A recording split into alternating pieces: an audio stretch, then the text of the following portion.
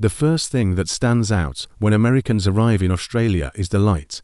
It spills across the landscape with an intensity that feels almost unreal, washing the suburbs, the beaches, the city streets in a brightness that turns the ordinary into something sharper, more exposed.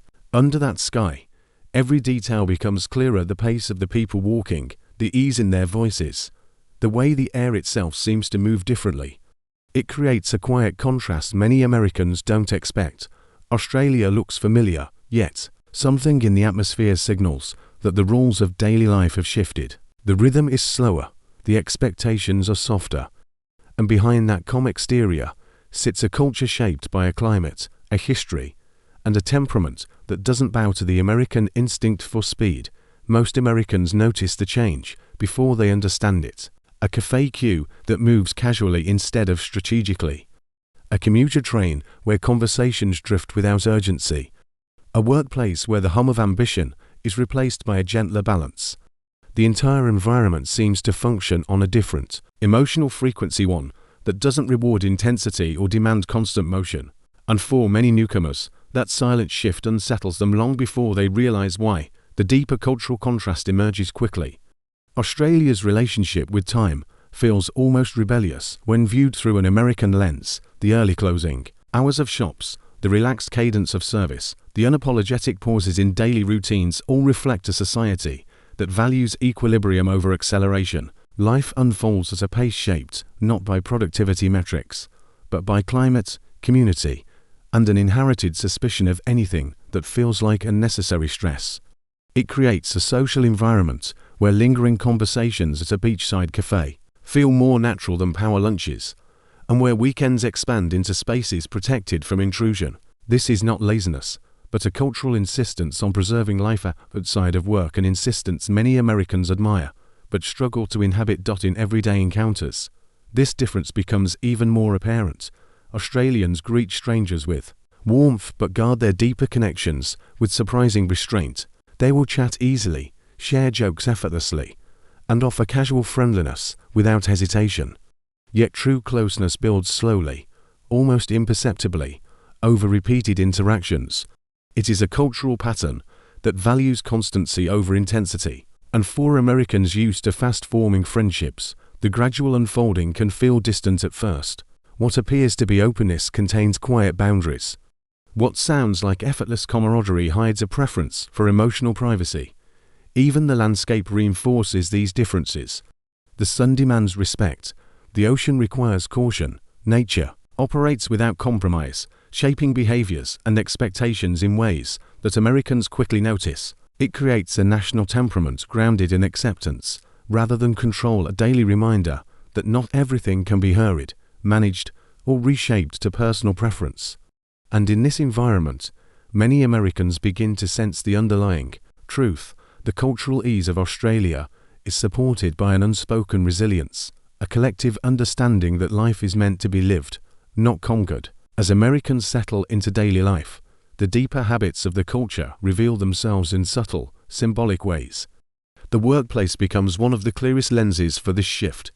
Offices empty out at 5 with near-clockwork precision, lights flicker off, and streets fill with people heading not to late-night meetings or extended work sessions, but toward beaches, parks, and barbecues. The absence of urgency is striking.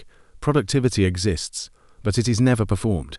Colleagues measure competence by reliability rather than intensity, and the quiet expectation is simple: work well, then go home. For many Americans, this adjustment feels like stepping into an alternate professional universe, one where ambition is not a performance, but a private intention.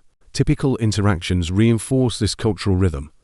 A tradesperson arriving precisely when expected, but taking the time for a relaxed conversation before starting the job. A shopkeeper closing the store early for a child's sports practice without apology. A doctor's appointment that ends with a reminder to enjoy the rest of the afternoon rather than return immediately to work.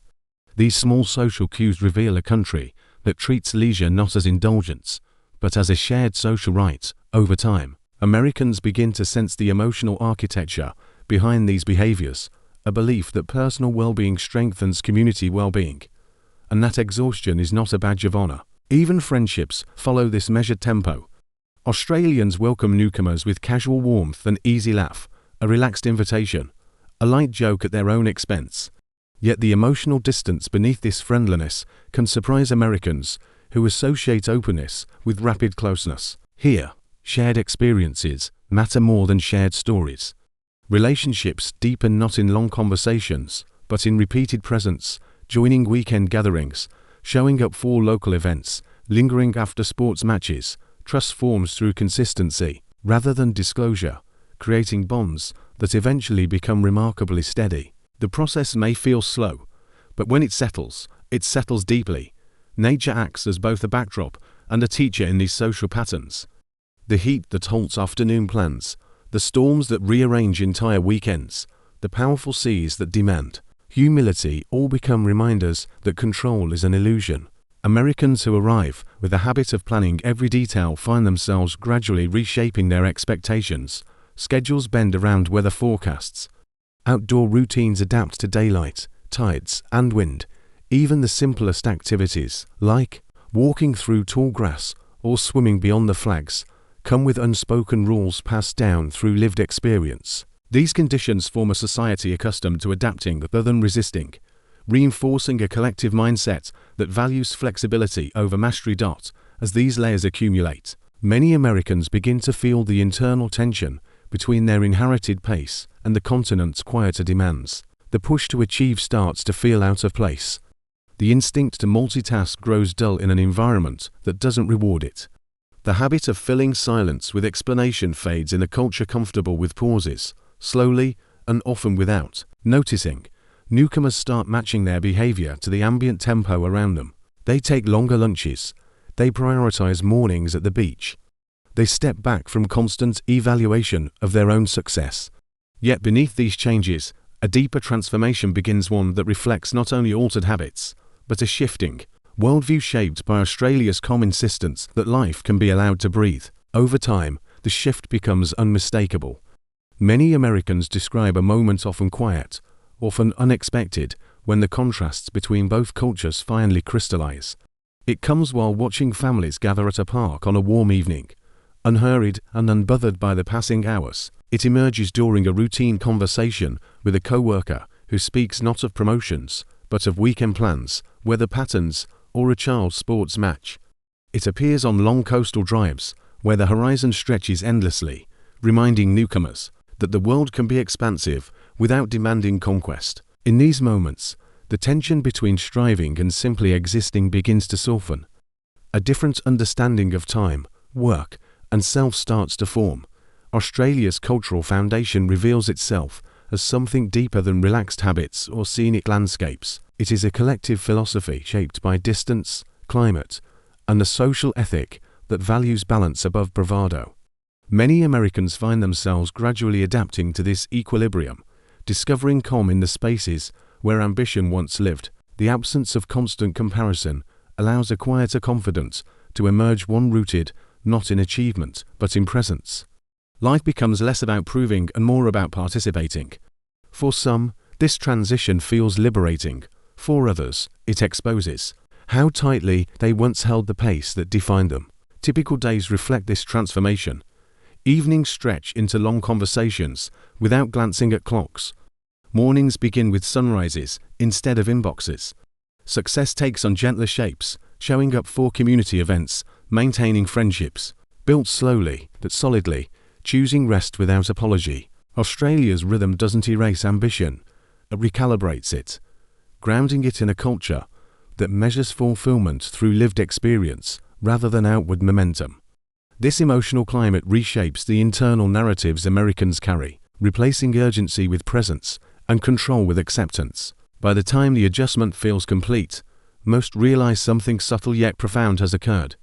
The country hasn't changed them through force, but through steadiness. In the absence of relentless motion, a new clarity surfaces, a recognition that life can be full without being crowded. That value can come from balance, not pressure. And that meaning often grows in the quiet spaces created when a culture chooses stillness over speed. It becomes clear that handling life in Australia isn't about adapting to a different place, it's about learning to inhabit a different pace, a pace that invites the world to breathe, and invites those within it to breathe alongside it.